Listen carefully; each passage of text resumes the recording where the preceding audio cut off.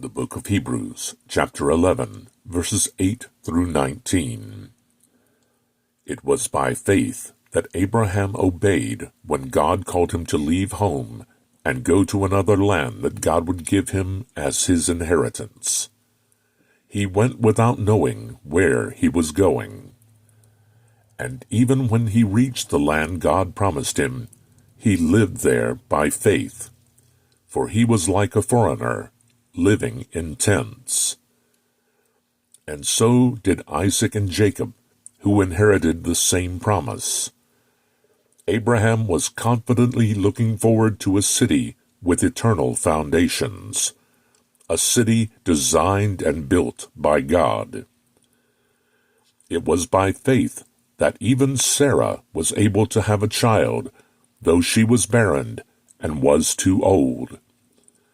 She believed that God would keep his promise. And so a whole nation came from this one man who was as good as dead.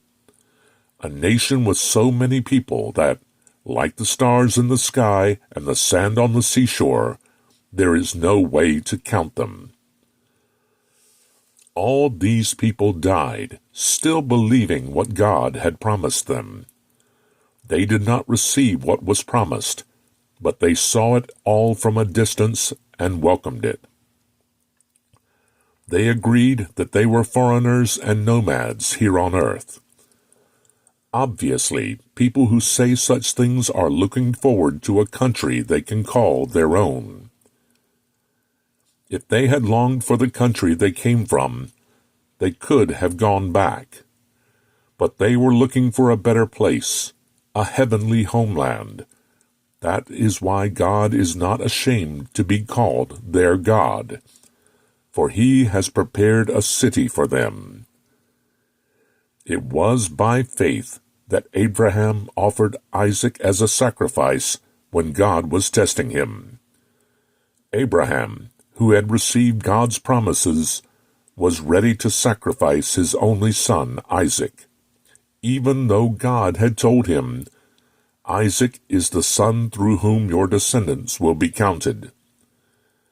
Abraham reasoned that if Isaac died, God was able to bring him back to life again.